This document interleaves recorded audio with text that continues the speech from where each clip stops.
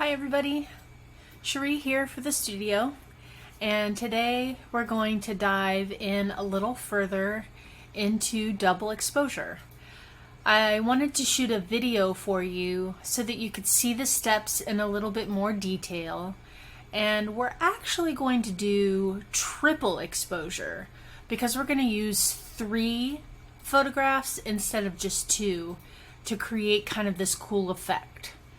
So today we're going to start with this photograph of this man. The reason I chose this photograph is 2 reasons. Number one, it's black and white, but really the main reason that I chose this photograph is because it's a solid background. And it doesn't have to be a black and white photograph, but the solid background just makes it easier for us to do this quick selection, which is such a cool feature in Photoshop.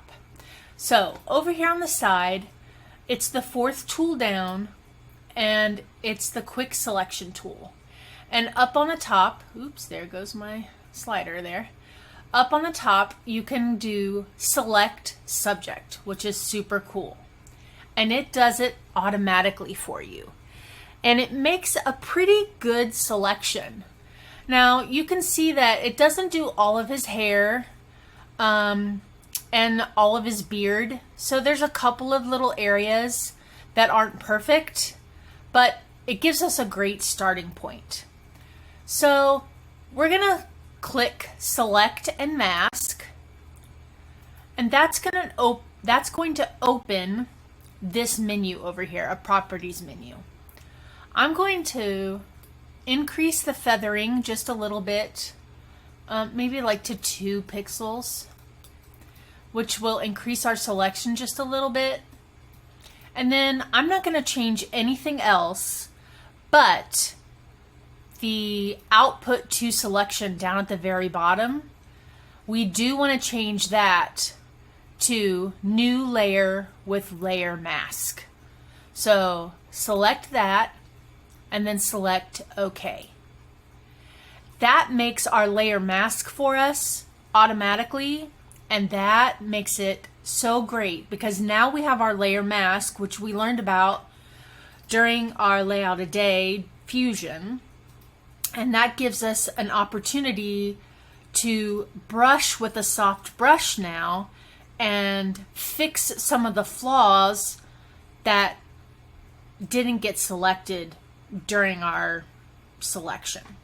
So you're going to go to your brush tool. You can push B on your keyboard, or you can just select your brush tool over on your toolbar. And I'm going to make my brush just a little bit smaller and zoom in a little bit. And I'm just going to make sure, like, see up here, his hair didn't get selected. Oh, wrong color. See, I did that incorrectly. So I want to make sure that white is my foreground color. And I'm going to brush over his hair to make sure that that is selected a little bit more. And there's this spot here on his forehead that didn't get selected. And there's a little spot here on his beard that didn't get selected. And there's a little spot here on the nape of his neck that didn't get selected.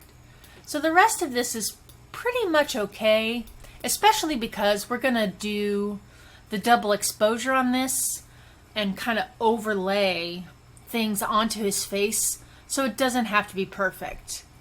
Now, if you were doing a really detailed image and needed this to be perfect, you could definitely refine things with your selection before you even finalized that with that quick selection tool. So play around with that if you want that to be more perfect before you even do your layer mask. So I'm going to Command 0 or Control 0 on a Windows machine to get back to our full-size photograph. Now it is time to go back to your Move tool, so push V on your computer, and we'll drag in our whatever we're going to use for our double exposure. I'm going to use some trees and a mountain. I'm just going to drag this over from my desktop onto my photograph. And now it is on top of my photo. So I'm going to change the opacity on this to about 70% just for a moment so that I can see kind of where his face is, and then I can push Command T or Control T and change this around. I'm gonna change this around a little bit so that I can place it where I want to on his face. So I'm gonna rotate it a little bit. I'm gonna put the trees kind of over his face. Put the mountain kind of closer to the top of his head, but leave the clouds up there so we have room for later when we're going to add that triple exposure. So I'm going to leave it kind of like that. Maybe switch it a little bit more. And that looks pretty good to me. Maybe a little more like that. And then when you're happy with how it is, you're gonna click your check mark to select it. And now you can go back and change your opacity back to 100%. Now you're gonna do a clipping mask. You can use the shortcut, which is Option Command G on your keyboard, or you can just right click and select Create Clipping Mask on your layer over here. Create Clipping Mask or Release Clipping Mask if you don't want it anymore. Now you can see already that we have this cool effect, but of course we're going to play with blending modes. So you're going to go up here, and with your photo, depending on what photo that you have underneath and what photo you have on top, this part will be an experimentation. So for me, I'm gonna see what I can do with either lighten or screen. I think I'm going to choose lighten on this because I do want the color to kind of shine through a little bit. And then choose OK. And that looks pretty cool to me. I like that you can see his face still through the trees, but that it has this open spot up here because we're going to add another photo up here where the clouds are, and I like that it fades through up here on his head. So now what we're going to do is we're going to add a solid adjustment layer. So you're going to go down here to the bottom of your layers panel and create a new solid color adjustment layer, and we'll just make it white to start with. So go on all the way up to white and click OK, and then you'll drag that one all the way to the bottom so that's behind everything. That one keeps switching, sorry about that. And then move that down here so it's below, like I said. And then you're going to go back up to the top, and now we need to add some curves to the trees and stuff so that we can really bring out the details. So again, you're going to go down here to your adjustment layers, create a new adjustment layer, and add a curves level. And this will open our properties, but instead of just going straight here and adjusting our curves, you're going to click this here, this button, the fourth one from the top, and it's going to sample our white tones. So if you click that and then click here on the man's head, it will select the white or the gray that is closest to the color that's light in that color range, and it will give us that same color so that we are not trying to adjust a white in there, a white balance in there, and make things wonky. So this is a great tool, and I use this one a lot. And now we can adjust the curves a little bit and really bring out the details in the trees. So I'm gonna bring in the sliders on each side just a little bit, and then I'm gonna bring up just a tiny bit in the middle and maybe a little bit to the left, the arc of the curve there. And that blends in, you can see that blends in the top of his head, and it brings out the details of the green of the trees and the mountain there. And that is good for me. I like that. Now that takes a little experimentation, and it'll be different for your photo. If you didn't want your photo to be green, or maybe you chose an autumn tree scene, or maybe you're going to choose a city scene, you can desaturate that.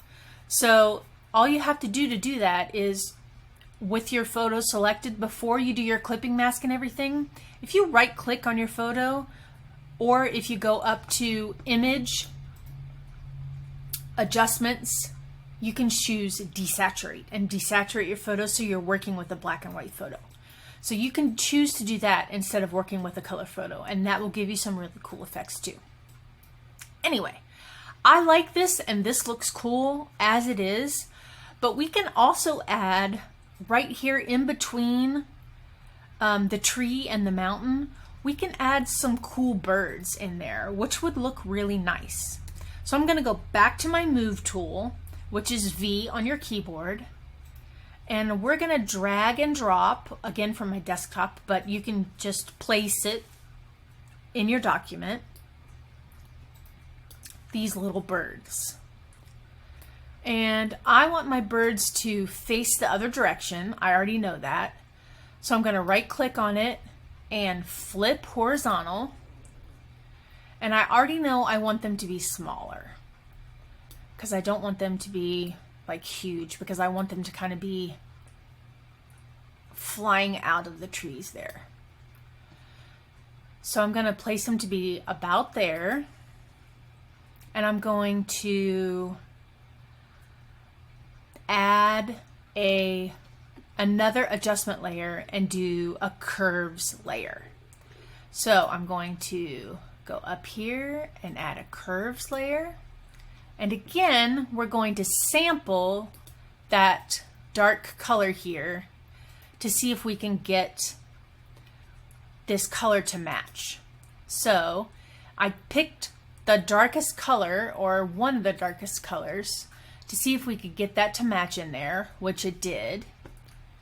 And then I can close my panel, but you can see here that it kind of chose everything, and I don't want it to choose everything.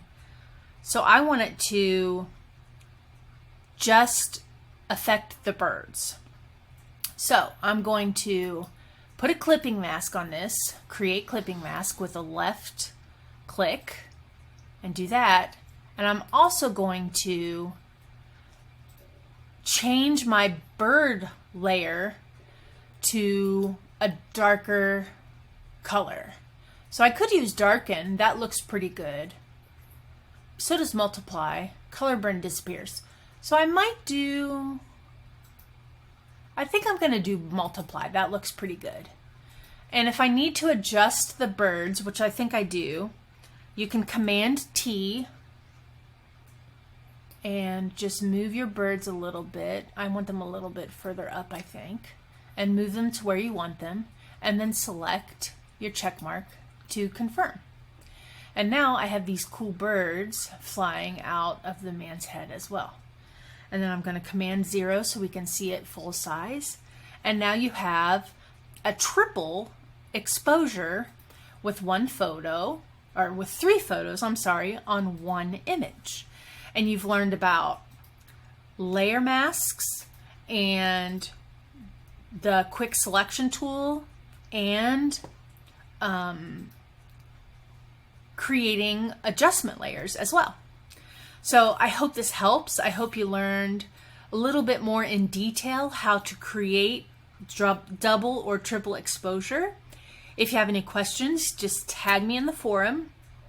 I learned along with you during this layout today, so I will help you as much as I can. There are ladies in the forum that know a lot more about this than I do, but I will help you as much as I can, and we will learn together. So I hope this helps, and I will see you soon around the studio. Talk to you soon.